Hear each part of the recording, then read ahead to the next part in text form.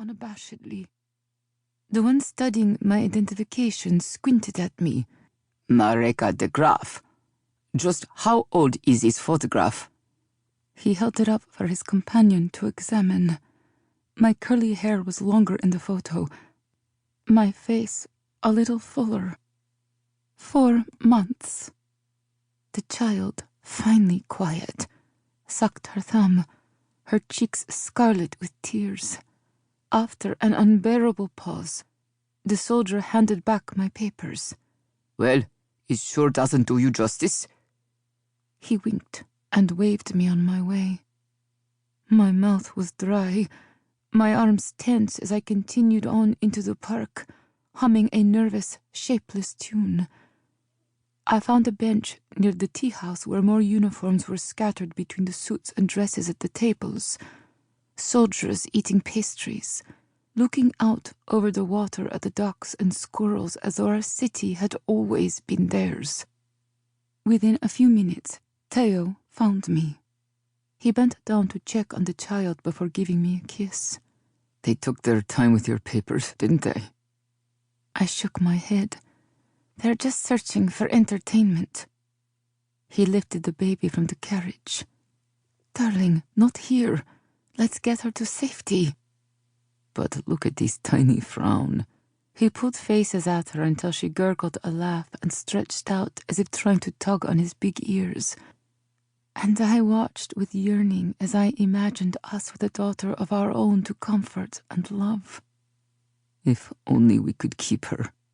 He placed her back with a wistful sheen in his eyes that made me want to take him in my arms. But you know we can't. Plus, she needs to be breastfed. Our time will come, I promise. He sighed. I know. From there, we cut across the park and exited through another set of gates.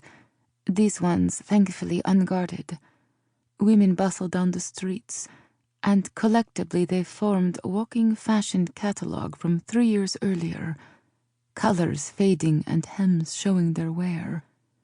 Since the invasion, everyone had learned to keep their heads lower, their movements more purposeful, and the few men in sight were prepubescent or already wrinkled. So many others afraid of venturing out, only to be rounded up in the impending call-ups for forced labor. As we approached the address the resistance had given us, the front door of the house opened a crack, and a woman peeked out, observing the baby carriage. She recited our code in a stiff voice that wouldn't have fooled anyone. "Have you come to see my new flower beds?" On hearing our response, she checked for onlookers and beckoned us into her front hall. Inside, she bent over the baby carriage with a look of heartbreak, her eyes ringed red, her skin showing the toll of sleepless nights. "Please, come sit down," she said at last. "I'll put on the kettle." "We can't stay, I'm afraid."